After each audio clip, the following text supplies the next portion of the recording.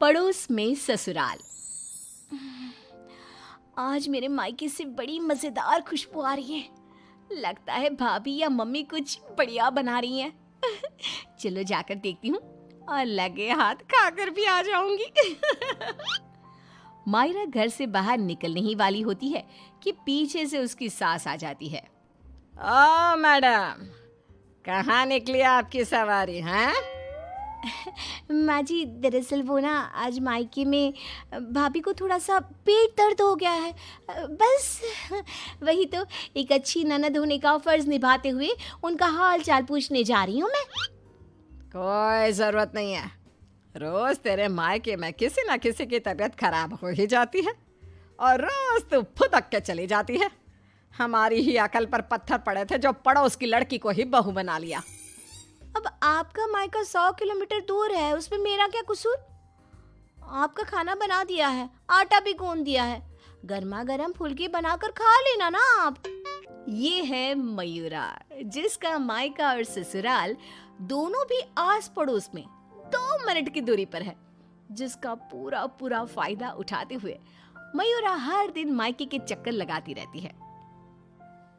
Hello mummy, हाय भाभी, क्या बात है? आज तो बड़े ही शाही और लजीज पकवान बने जा रहे हैं। कोई दावत शावत है क्या आज हमारे घर पर? खुशबू आई नहीं कि चली आ गई महारानी चींटियों की तरह सूंघती हुई। अरे बेटा, तेरे भाई का प्रमोशन हो गया है, इसी खुशी में उसके मनपसंद पकवान बना रहे हैं। बस आ जाती तू भी, दामाद जी और समधी समदन जी को भी न्योता दे दे। पर मम्मी जी, हमें थोड़ी ना पता था कि ये सब आएंगे। मैंने तो वैसे भी खाना कम ही बनाया है। क्या भाभी, अब आपको ये तो पता है कि मेरा ससुराल पड़ोस में ही है, और आपको तो मैंने कह कर रखा है ना कि मेरे 2 एक्स्ट्रा फुलके सेक कर रख दिया करो। मुझे मम्मी के हाथ की बनी सब्जियां कितनी पसंद है।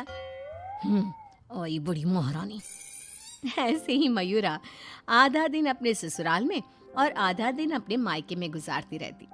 एक दिन सुबह नाश्ते के दौरान मयूरा के ससुर धनराज और पति श्लोक। अरे मयूरा, ये क्या? ये पराठा तो आधा कच्चा है और मेरा पराठा तो कुछ ज्यादा ही एक्स्ट्रा पक गया है, जो जल गया है। कोयले से भी काला हो गया। ये तो होगा भी क्यों नहीं। ये करम जली सुबह सारा काम ऐसे ही फटाफट गड़बड़ी में जैसे तैसे निपटाकर अपने मायके भाग जाती है। इससे क्या फर्क पड़ता है? सास को अगर चक्कर आ गए दिन दहाड़े, तब कौन आएगा बचाने? ओ कम ऑन माँ जी, चक्कर, और वो भी आपको? दिन भर आप हर आधे घंटे में कुछ न कुछ खाती रहती हो और फिर भी मुझे ताने कस रही हो। Very bad. तो तू कौन सी गुड है, हैं? आई बड़ी।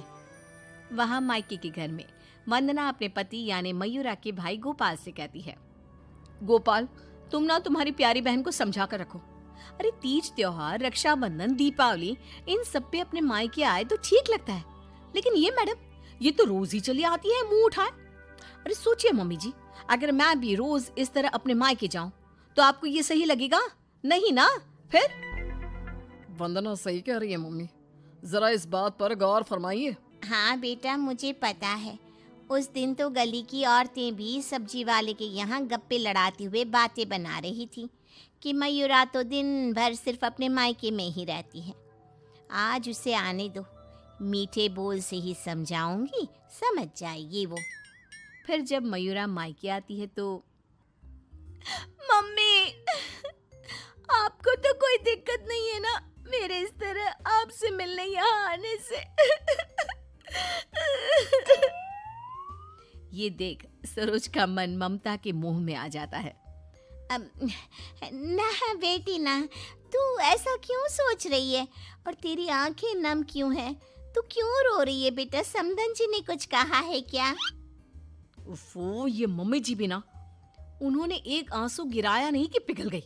नहीं मम्मी, किसी ने कुछ नहीं कहा, बस आज आपकी बहुत याद आ गई। रोज आपसे मिलती ही हूँ, लेकिन आज पता नहीं क्या हुआ। और इसी के साथ सरोज अपनी बेटी को कुछ नहीं बोल पाती और अब मयूरा का मायके में आना जाना इतना बढ़ जाता है कि वो मायके के फैसलों में भी दखल अंदाजी देने लगती है। तभी वहां पर बरखा आती है। अगर इतना ही परेशान हो तो उसे घर के अंदर आने ही क्यों देते हो? वो एक पाँव अपने मायके की नाव में रखती है और एक पाँव अपने ससुराल की नाव में। अगर एक नाव हटा दे तो ना चाहते हुए भी उसे दोनों पैर एक ही नाव में रखने होंगे ना। हाँ काकी, एकदम बराबर बात कर रही हैं आप। लेकिन समधन जी, आप अपनी बेटी के मुंह पे दरवाजा लगा पाती क्या? देखिए, मुझे वो सब नहीं पता। अब उसका पूरा संसार उसके ससुराल में बस चुका है। उसे वहां ध्यान देना चाहिए, ना कि इधर मायके में। और इसलिए आप ही हो, उसे यहाँ आने पर आप ही को रोक टोक लगानी होगी। बस यही कहने आई थी। नमस्ते। अगले दिन ससुराल में बरखा की तबीयत खराब हो जाती है और मयूरा उसे बिस्तर पर ऐसे ही छोड़कर मायके भागती है। चली गई मायके, अपनी बीमार सास को बिस्तर पर छोड़कर, निकम्मी कहीं की। रात में जब धनराज और श्लोक दफ्तर से घर लौटते हैं तब वो देखते हैं कि मयूरा घर पर नहीं है और बरखा अपने कमरे में बुखार से तप रही है। और तो और घर में कुछ खाना तक नहीं बनाया है। आज तो हद ही कर दी मयूरा बहू ने। अरे काम काज का नहीं, लेकिन कम से कम अपनी सास की तबीयत का तो लिहाज रख लिया होता। कोई फिक्र, कोई चिंता नहीं। आप ही ने तो चुनी थी ना ये बहू। कुछ देर बाद मयूरा अपने ससुराल वापस आती है। मयूरा, घड़ी देखी तुमने? हाँ, घड़ी में 2 सुइयां एक साथ कितनी प्यारी लगती है ना। बिल्कुल आपकी और मेरी जोड़ी की तरह। मैं मजाक के मूड में बिल्कुल नहीं हूं मयूरा। तुम्हारा ये मायके से ससुराल, ससुराल से मायके घूमने का तमाशा बहुत हो गया। ये सब कब खत्म होगा? तुम्हें अंदाजा भी है, माँ अंदर 103 बुखार से तप रही है और तुम सुबह से अपने मायके में हो। बहू, अच्छा होगा कि तुम मायके जाना कम कर दो, वरना कहीं ऐसा ना हो कि एक दिन दोनों तरफ की रिश्तों की डोर टूट जाए और तुम बीच में ही लटकी रह जाओ। जी पापा जी, आप टेंशन मत लो। मैं मायके जाना तो नहीं छोड़ सकती, लेकिन मैं अपना बहु धर्म अब अच्छे से निभाऊंगी। मैं रोज माँ जी का एकदम हल्की नाजुक पत्ते की तरह ख्याल रखूंगी और आप लोगों को शिकायत का मौका भी नहीं दूंगी। पर मयूरा तो आखिर मयूरा है, इतनी जल्दी कैसे उसे किसी की बात समझ में आ जाती? ये तो उसकी डिक्शनरी में था ही नहीं। पहले वो बिना कोई काम किए मायके चली जाती थी और अब कभी कुकर को गैस पर रखकर तो कभी कपड़ों को आधे में धोता छोड़कर मायके चली जाती। उसकी इन हरकतों से ससुराल और मायके वालों को तो पहले से ही परेशानी थी। अब तो आस-पास की औरतों के लिए भी मयूरा अच्छी खासी शाम की चाय की गॉसिप बन गई थी। अरे वो सरोज बहन की बिटिया मयूरा, कभी इस डाली तो कभी उस डाली फुदकती रहती है। मुझे तो दिन भर अपनी खिड़की से उसका ये सर्कस देखने में बहुत मजा आता है। अरे मैंने तो सुना है उसकी भाभी वंदना अपनी ननद को एक आंख पसंद नहीं करती। दरअसल मेरी बहू काजल और वंदना ना सहेलियां हैं, इसीलिए पता चला। पर मानना पड़ेगा सरोज को, बहुत अच्छे गुण दिए हैं उसने अपनी बेटी को। तभी वहां से गुजर रही सरोज सभी औरतों की बातों को कान लगाकर सुन लेती है और रुककर उन्हें चिल्लाते हुए कहती है, क्यों रे कलम मुइयो, तुम लोगों को क्या अपनी घर गृहस्थी नहीं है जो रोज शाम को हमारी गृहस्थी की चर्चा लेकर बैठ जाती हो? हैं? बेवकूफ औरतें, पहले खुद के घर में ठीक से देख लो, फिर दूसरे के घरों में झांको। क्यों सल्ला बहन, आपका बेटा तो रोज रात को नशे में धुत लुढ़कता हुआ घर वापस आता है ना? हमने कभी कुछ बोला? और जानकी बहन, आपकी बेटी का इस महीने का 5वां बॉयफ्रेंड उसे रोज गली के कोने पर छोड़ने आता है, लेकिन हमने तो कोई बात नहीं बनाई। इतना बोलकर सरोज वहां से चली जाती है, लेकिन अब पानी सर के ऊपर जा चुका था और थक हार कर परेशान होकर दोनों परिवार वाले आपस में एक साथ मिलकर मयूरा के बारे में बात करते हैं। श्लोक, हमने बहुत बार कोशिश की कि हम मयूरा को रोके मायके आने से, लेकिन वो इतनी ढीठ है कि हमारी बातों को कान के पीछे ही डाले जा रही है। अब पता नहीं वो ये सब जानबूझकर कर रही है या फिर सच में। समधन जी, समधी जी, अब जो भी हल निकालना है आप ही निकाल सकते हैं। दामाद जी कुछ तो कीजिए। कुछ तो आपको करना चाहिए था सरोज जी।